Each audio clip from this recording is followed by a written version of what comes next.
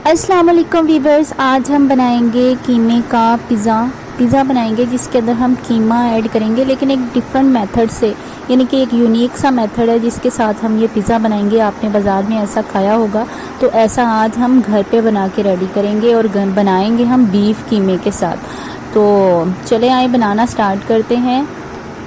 इससे पहले मैं आपको बताती जाऊँ कि इसकी एक ख़ास बात यह है कि ये स्टफ़्ड क्रस्ट है, यानी कि इसकी क्रस्ट के साइड पे हम जो है कीमा है उसको स्टफ़ करेंगे। अक्सर रेस्टोरेंट में आपने इस तरह का खाया होगा जिसकी प्राइस भी ज़रा बाकी पिज़्ज़ा की निस्बत ज़्यादा होती है। तो घर पे बनाने का मेथड मैं आपको बताती हूँ, बहुत इजी है, बहुत सिंपल है। चलें आए स्टार्ट करते हैं। ये यहाँ पे मैंने जो था ना बीफ कीमा बना के रखा हुआ था, ये तकरीबन 1 kg से थोड़ा सा ही ज़रा कम होगा।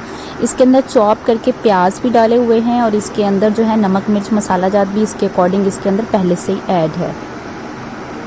तो सबसे पहले हम क्या करेंगे, सबसे पहले हम एक फ्राई पैन ले लेंगे और उसके अंदर हम ऑयल डाल देंगे।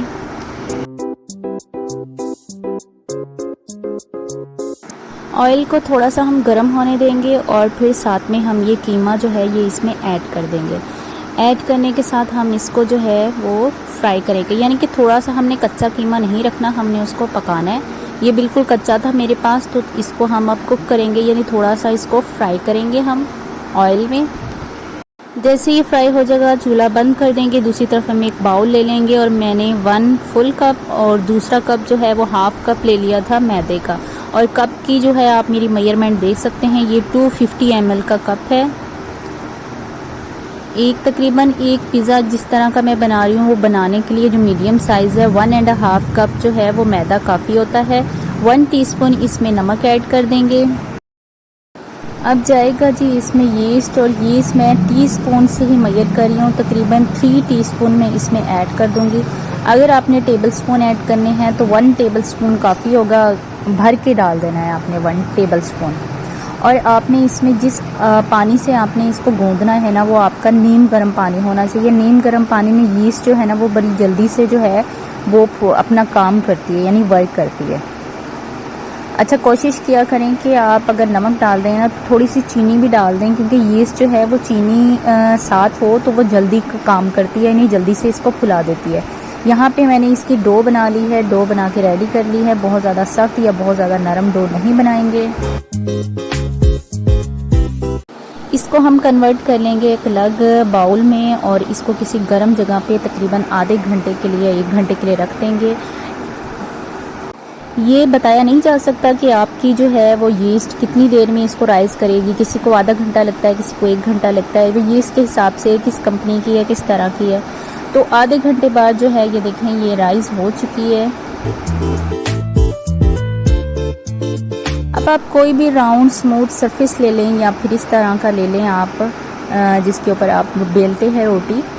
तो इसके ऊपर सबसे पहले हम एक ऑयल की एक लेयर लगा लेंगे। कुकिंग ऑयल कोई सा भी लेके इसके ऊपर लगा लेंगे और उसके ऊपर हम ये रखेंगे और इसको हम हाथों की मदद से ही इसको राउंड करते हुए बढ़ा लेंगे।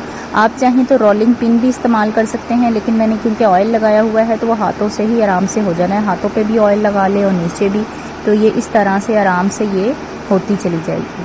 मैंने ये इतनी बड़े साइज़ में बनानी थी, इसलिए पहले से इसको जो ओवन पैन है उसमें नहीं बनाया, इसमें बनाया है। ये देखें, अब हम साइड से छोटे छोटे कट लगा लेंगे। इस तरह नाइफ़ की हेल्प से हम साइड से ना कट लगाते चले जाएंगे।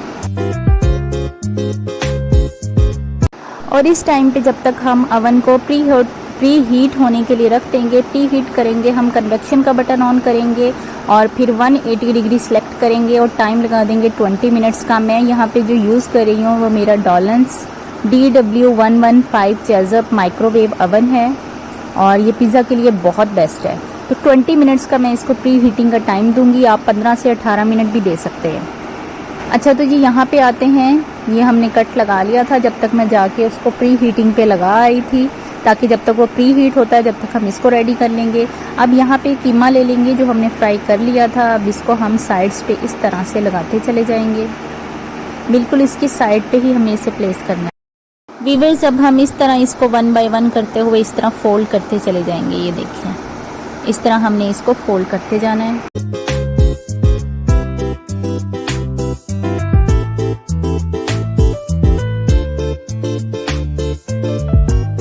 ये देखें, ये हमने सारा फोल्ड कर लिया है। अब इसको हमने बेकिंग पैन में कन्वर्ट कर लिया है। कन्वर्ट कर लिए थोड़ा सा टेढ़ा मेढ़ा हुआ है, उसको सेट कर लेंगे हम। अब हम फॉक ले लेंगे और उसकी मदद से इसमें होल्स करेंगे, क्योंकि जो हमने इस पे पिज़्ज़ा सॉस लगाना है ताकि वो अंदर तक जाए और ये अंदर से भी पक जाए, इसलिए हम इसमें ये है होल्स कर लेंगे फॉक की हेल्प से।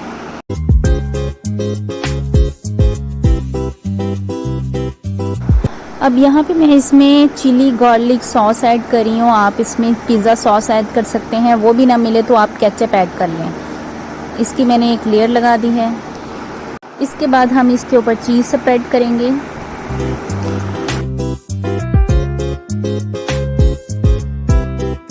अब हम इसके ऊपर कीमा स्प्रेड कर देंगे। याद रखिएगा, सबसे पहले हमने क्या करना है, सबसे पहले हमने पिज़्ज़ा सॉस लगाना है, फिर चीज़ डालनी है, उसके बाद कीमा ऐड कर देना है। अब है बारी इसमें टमाटर ऐड करने की। आप चाहें तो इसमें टमाटर ऊपर ऐड करें, उसके बाद शिमला मिर्च भी ऐड करें, ऑलिव्स भी ऐड कर सकते हैं, लेकिन मैं सिर्फ टमाटर ऐड कर रही हूँ, शिमला मिर्च नहीं ऐड कर रही। अब लास्ट में इसके ऊपर फिर हम चीज़ ऐड करेंगे। चीज़ की एक स्प्रेड लगा देंगे इसके ऊपर। ये लीजिए, यहाँ रेडी हो गई है बेकिंग के लिए और ओवन हमारा ऑलरेडी प्री हीटेड था, तो अब हम इसको इसके अंदर रख देंगे।